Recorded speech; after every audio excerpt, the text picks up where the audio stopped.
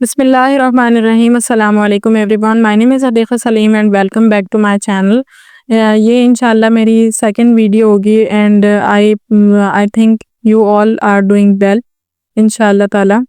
تو آج کے لیکچر کو اسٹارٹ کرتے ہیں انشاءاللہ. آج جرنل لیکچر ہوگا، یعنی کہ بہت ساری باتیں اس میں انکلوڈیڈ ہوں گی، بہت ساری باتوں کو ہم ڈسکس کریں گے انشاءاللہ تعالی. تو سب سے پہلے اللہ تعالیٰ سے دعا کر لیتے ہیں کہ اللہ تعالیٰ ہمارے علم میں اضافہ فرمائے اور ہمارے لیے ہمارا سینہ کھول دے اور بہترین علم سیکھنے کی توفیق عطا فرمائے. تو اسٹارٹ کرتے ہیں. نحمدہ و نصلی علی رسولہ الکریم، اما بعد، فاعوذ باللہ من الشیطان الرجیم، بسم اللہ الرحمن الرحیم. تو بیسیکلی جتنی میرے پاس نالج ہے اتنی میں ڈیلیور کرنے کی کوشش کروں گی، کیونکہ میں نے یہ بات سنی ہے کہ آپ کے پاس جتنا علم ہے اس کو آپ کو ڈیلیور کرنا، پہنچانا ضروری ہے. اور نبی کریم صلی اللہ علیہ وآلہ وسلم نے بھی یہ بات فرمائی ہے کہ بلغوا انی ولو آیا، کہ پہنچا دو میری طرف سے اگر ایک آیت ہی، ایک نشانی، ایک حدیث ہی کیوں نہ ہو. تو اسی نظریے کے تحت جو ہے نا میں انشاءاللہ اپنی نالج کو ڈیلیور کروں گی. تو ون بائی ون انشاءاللہ تمام چیزوں کو ڈسکس کریں گے. تو میں یہاں پر یہ بتانا چاہتی ہوں کہ ہم اللہ تعالیٰ نے جو ہمیں حکم دیا ہے کہ کسی بھی عمل کو کرنے کا، ہم اس کو دل جمعی کے ساتھ نہیں کرتے. اگر آپ اس وقت جو ہے دنیا کا نقشہ دیکھیں اور دنیا کے لوگوں کو آبزرو کریں تو آپ کی سمجھ میں آئے گی. ایک ہے ہمارے پاس دیندار طبقہ اور دوسرا ہے دنیا دار طبقہ. ٹھیک ہے، اب دو بالکل الگ الگ راہیں ہیں، سمجھیں. یہ ہو گئی. اب اگر آپ دیندار طبقے کو بھی غور کریں گے تو آپ کو پتہ چلے گا کہ دیندار طبقے میں بھی بہت سارے ایسے لوگ ہیں جو اوپری طور پر اللہ کی عبادت کر رہے ہیں، صرف نماز، روزہ، زکوٰۃ، حج وغیرہ کر رہے ہیں، لیکن ان کا دین راسخ نہیں ہے، یعنی دل میں پیوست نہیں ہے. اور بس وہ، اور جیسے کہ میں نے قاسم علی شاہ کی بھی یہ بات سنی تھی، وہ کہتے ہیں، بڑی پیاری بات کہتے ہیں کہ جو ہے نا کہ کسی شخص سے پوچھا جائے کہ تیرا کیا حال ہے، تو وہ کہتا ہے ہاں ٹھیک ہوں، یعنی بہتری ہے، لیکن فیس ایکسپریشنز ایسے ہوتے ہیں جیسے ٹھیک نہیں ہے. یعنی بول تو رہے منہ سے کہ ٹھیک ہوں، لیکن فیس ایکسپریشن سے بتا رہے کہ نہیں، مطلب بہت برے حال ہیں یہ وہ. تو مطلب یہ ہے کہ اللہ تعالیٰ نے ہمیں جو دین پر عمل کرنے کا کہا ہے تو اس میں ہماری خود کی بہتری ہے، نہ کہ اللہ تعالیٰ کی. آپ نے سنا ہے، آپ نے پڑھا ہے کہ اللہ تعالیٰ تو پہلے سے خالق ہیں، اور بعد میں ہمیشہ جو اللہ تعالیٰ کی صفات ہے نا وہ ہمیشہ ہمیشہ کی صفات ہے. تو اللہ تعالیٰ کے جتنے بھی 99 نام ہیں قرآن مجید، سنت رسول صلی اللہ علیہ وآلہ وسلم میں جو نام موجود ہے تو وہ ابدی اور ہیں اللہ تعالیٰ کے نام. تو یعنی کہ اللہ تعالیٰ کو کسی عبادت کی ضرورت نہیں ہے. اگر اسی کے ریفرنس میں آپ کو یہ بات بتاؤں کہ جو خانہ کعبہ ہمارے پاس موجود ہے سعودی عرب میں، اسی کے بالکل اوپر جو ہے خانہ کعبہ ہے، بیت المعمور جسے کہتے ہیں، فرشتوں کا ہے وہ خانہ کعبہ. اور وہاں پر 70,000 فرشتے روزانہ طواف کرتے ہیں، اور وہ 70,000 فرشتے جنہوں نے ایک مرتبہ طواف کر لیا وہ قیامت تک ان کی باری نہیں آئے گی. یعنی آپ کنسیڈر کر سکتے ہیں کہ اللہ تعالیٰ کی عبادت کرنے کے لیے فرشتے کتنی بڑی تعداد میں موجود ہیں جو اللہ تعالیٰ کی عبادت کرتے ہیں. پھر آتا ہے حدیثوں میں کہ کچھ فرشتے رکوع میں ہیں، کچھ سجدے میں ہیں، یعنی بہت ہی مخلوق ہے اللہ تعالیٰ کی عبادت کرنے کے لیے. تو اللہ تعالیٰ کو ہماری عبادت کی کوئی ضرورت نہیں. ہم جو عبادت کرتے ہیں وہ اپنے لیے کرتے ہیں، اپنے کام بنوانے کے لیے کرتے ہیں، دنیا میں کامیاب ہونے کے لیے کرتے ہیں، آخرت میں کامیاب ہونے کے لیے کرتے ہیں. اللہ تعالیٰ کو اس عبادت کی ضرورت نہیں ہے. تو کیوں نہ ہم اس عبادت کو دل جمی سے کریں. یعنی دل جمی کا مطلب یہ ہے کہ ہم عبادت کو عبادت کے طریقے سے کریں، کہ ہمیں عبادت کرنی ہے. ہم عبادت پر کوئی ہمیں پریشرائز نہیں کیا جا رہا، ہماری خود کی پسند ہے، یہ ہمارا دین ہے، ہمارا مذہب ہے. یعنی اس کو لوگوں نے ایسے ڈال دیا ہے پسے پشت، یعنی بالکل پیچھے رکھا ہے کہ اسلام ان کے لیے جو ہے نا ایک وہ بن گیا ہے کہ ہم جو ہے نا اس طرح نہیں کر سکتے، ہم مسلمان ہیں، مطلب ایک عذر کے طور پر پیش کر رہے ہوتے ہیں، نعوذ باللہ. ٹھیک ہے، یعنی اسلام ہے کیا، اسلام کی حقانیت، اسلام صحابہ کرام رضوان اللہ اجمعین سے پوچھیں جنہوں نے مشقتوں کے ساتھ اسلام کو قبول کیا، اسلام لے کر آئے، کتنے کتنے ہارڈ شپس انہوں نے برداشت کی. جیسے اگر میں آپ کو بتاؤں حضرت سلیمان فارسی رضی اللہ تعالی عنہ کا واقعہ، تو ان کے بارے میں آتا ہے کہ ان کے والد جو ہے نا وہ عیسائی کرانے سے تعلق رکھتے تھے. تو مطلب ان کے دل میں جو ہے نا یہ بات تھی کہ صحیح دین کی تلاش تھی، یعنی دل میں نا. تو وہ جو ہے مختلف یعنی اپنے جو ان کی عبادت گاہ تھی، چرچ وغیرہ جو ہوتا ہے، اس میں بھی بہت انٹرسٹڈ رہتے تھے کہ اس کی حقیقت کو جانوں نا. تو پھر مطلب وہ لوگوں کے پاس بھی جاتے تھے سوالات یعنی اس طرح کی کیوریز کے لیے، تاکہ مجھے اصل بات پتہ چلے کیا ہے نا. تو ان کے والد ان کو اس بات پر سزائیں دیتے تھے. ظاہر ہے کہ ان کی کچھ حدود ہوتی ہیں کہ آپ کو اس کے باہر نہیں جانا. تو اگر سلیمان فارسی ایسا کوئی سوال کرتے یا ان کے خلاف کچھ بولتے، یعنی ظاہر ہے ان کے ذہن میں سوالات جو ہے نا بیدار ہو رہے تھے، ابھر رہے تھے، اس کا سوال پوچھتے تو اس پر ان کو ڈانٹا ڈپٹا جاتا، ان کو زنجیروں سے یہاں تک کہ باندھ دیا جاتا. تو سلیمان فارسی رضی اللہ عنہ نے پھر ارادہ کیا کہ میں جا کر اصل کی تلاش کروں گا، یعنی حقیقت کیا ہے اسے پہچانوں گا. پھر آپ نے پورا واقعہ وہ پڑھا ہوگا، میری امید ہے کہ آپ صلی اللہ علیہ وآلہ وسلم کی تلاش میں نکلتے ہیں. پھر ایک شخص جو ہے نا نبی کریم صلی اللہ علیہ وسلم کی 3 نشانیاں بتاتا ہے. پھر 3 نشانیاں آپ صلی اللہ علیہ وسلم میں مل جاتی ہیں، ساری زندگی اپنی وقف کر دیتے ہیں حضرت سلمان فارسی رضی اللہ تعالی عنہ آپ صلی اللہ علیہ وآلہ وسلم کے ساتھ. عبداللہ بن سلام کا واقعہ ہے، جو یہودی تھے پہلے، اس کے بعد اسلام لے کر آئے. اس طرح کے لوگوں کے بارے میں جو پہلے یہودی تھے یا پہلے عیسائی تھے پھر مسلمان ہوئے، اللہ تعالیٰ نے ایسے لوگوں کے بارے میں 2 اجر کا ذکر فرمایا ہے کہ ان کو ڈبل اجر ملے گا. کہ پہلے اللہ تعالیٰ نے کسی نبی کو بھیجا، ان پر بھی ایمان لے کر آئے ہیں یہ، اور نبی کریم صلی اللہ علیہ وآلہ وسلم پر بھی ایمان لے کر آئے، تو ان کا 2 اجر ہے. ٹھیک ہے. تو اللہ یہاں پر بتانے کا مقصود میرا یہی ہے کہ ہماری عبادتیں اور پھر یہاں پر یہ بھی بتانے کا مقصد ہے کہ جو ہے نا ہماری عبادتیں ہمارے معاملات پر کیوں اثر انداز نہیں ہو رہی. اللہ تعالیٰ تو فرماتے ہیں کہ جس نے نماز پڑھ لی وہ فاحشہ کاموں سے رک گیا، بے حیائی کے کاموں سے وہ رک گیا. تو ہماری نمازیں ہمارے عمل پر اثر انداز کیوں نہیں ہو رہی؟ کیونکہ ہم عبادت کو دل جمی سے کر ہی نہیں رہے ہیں. ہم نے ایک بوجھ سمجھ لیا، ہم نے پردے کو بوجھ سمجھ لیا ہے کہ اگر ہم دیندار طبقے کی میں بات کر رہی ہوں، کہ اگر دیندار طبقہ بھی ہے، ایک تو دنیا دار طبقہ ہے، ان کو کوئی وہ نہیں ہے سروکار کے دین میں کیا حکم ہے ہمارے زندگی گزارنے کا، وہ اپنی مستی میں مست ہیں، یعنی کہ وہ اپنی طرح کا لائف اسٹائل جی رہے ہیں. ٹھیک ہے. لیکن جو دیندار طبقہ جو نماز وغیرہ پڑھ لیتے ہیں، ان کی اگر میں بات کروں تو انہوں نے بھی یعنی میں یہ کام نہیں کر سکتا کیونکہ دین میں منع ہے. ٹھیک ہے. یعنی اس طرح نہیں بتاتے کہ میں کر ہی نہیں سکتا، میں کیسے کر لوں، یہ دین میں منع ہے، میں تو دین کے خلاف جاؤں گا ہی نہیں.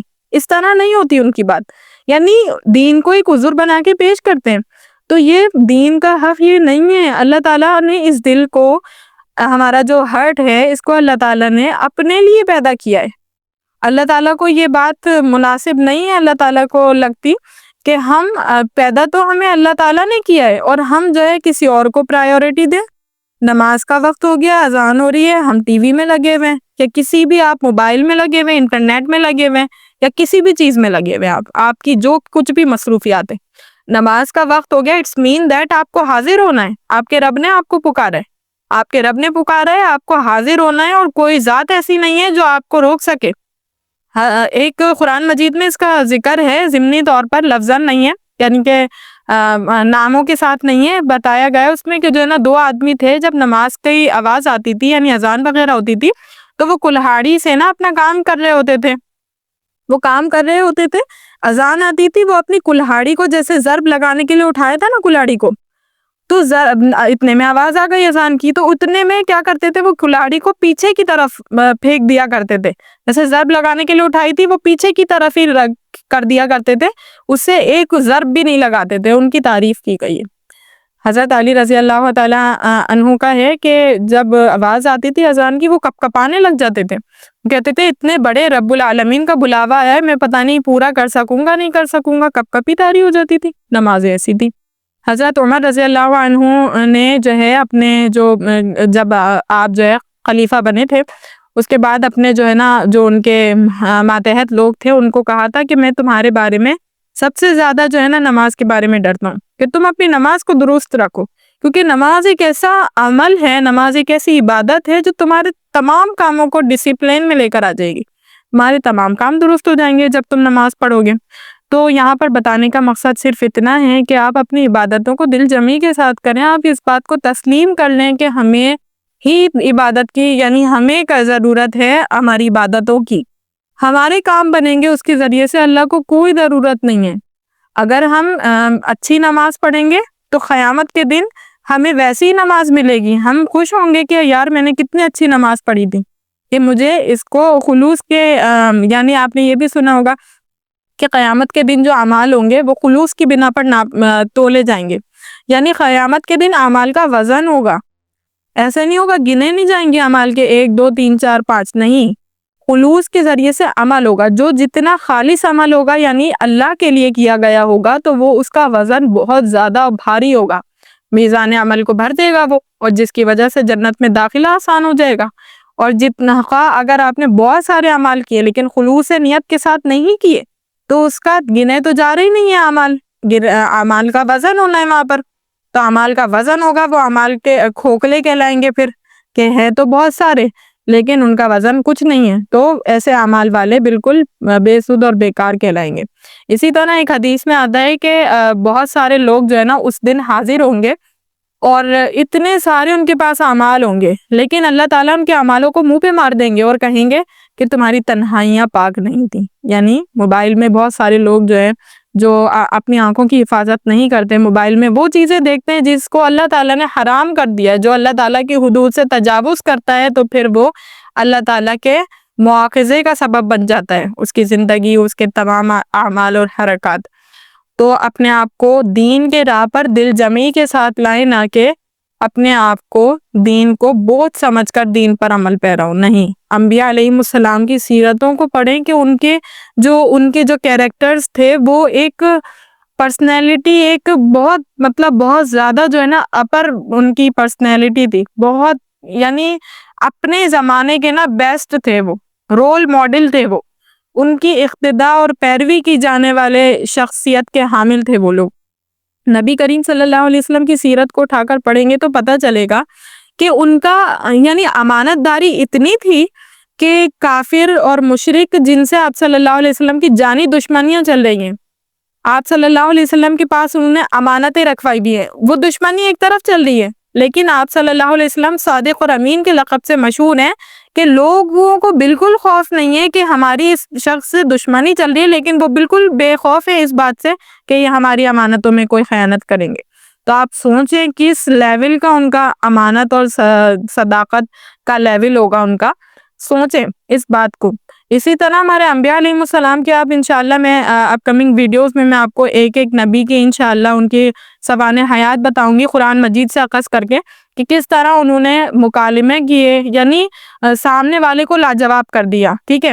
ہمارے جو رول ماڈلز ہونے چاہیے نا وہ ہمارے انبیاء ہونے چاہیے، صلحاء ہونے چاہیے، علماء ہونے چاہیے، ٹھیک ہے، کیونکہ انہی کی ایسی پرسنالٹیز ہیں کہ جو ہمیں اصل میں جو کام کر رہی ہیں، ورنہ دوسرے لوگ ایسے نہیں ہیں، دوسرے صرف اور صرف آپ کو پیش کرتے ہیں کہ ہم ایسے ہیں لیکن وہ اصل میں ہوتے نہیں ہیں، لیکن اصل میں ٹھیک وہی ہوتے ہیں جو زندگی میں اپنی عملی زندگی میں درست ہوتے ہیں، ٹھیک ہے۔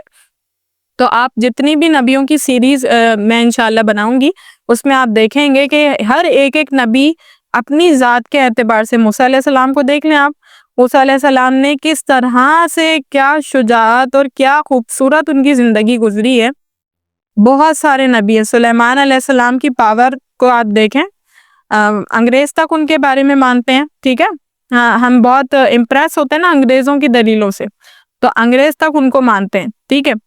تو ایسے ہی بہت سارے، ابراہیم علیہ السلام کا کیریکٹرسٹک کو پڑھیے، اللہ تعالیٰ نے ان کی کتنی قرآن مجید میں تعریف کی ہے کہ ابراہیم بڑے پیارے بندے تھے، ابراہیم بہت جو ہے مخلص تھے، یعنی خالص تھے، یکسو ہو کر عبادت کرنے والے تھے۔ ابراہیم علیہ السلام کے ساتھ کیا عمل تھا، دیکھیں ابراہیم علیہ السلام جو پیدا ہوئے تھے نا جس گھر میں، وہاں پر بتوں کو بنایا جاتا تھا، تراشا جاتا تھا، فروخت کیا جاتا تھا۔ کسی بچے کا ایسے مقام پر پیدا ہونا اور اس کا بت پرستی سے بچے رہنا کیا آپ کو ممکن لگتا ہے؟ لیکن ابراہیم علیہ السلام کو اللہ تعالیٰ نے ایسی صلاحیتیں نصیب فرمائی تھیں کہ ابراہیم علیہ السلام کبھی بتوں کے سامنے نہیں جھکے۔ انی بریء مما تشرکون فرمایا، ٹھیک ہے۔ ابراہیم علیہ السلام ظاہر ہے کہ بتوں کی پرستی ہو رہی ہے گھر میں، لیکن ان کا دل اس بات کی گواہی دے رہا ہے کہ یہ جو مکھی کو تک نہیں اڑا سکتے یہ ہمارے معبود نہیں ہو سکتے۔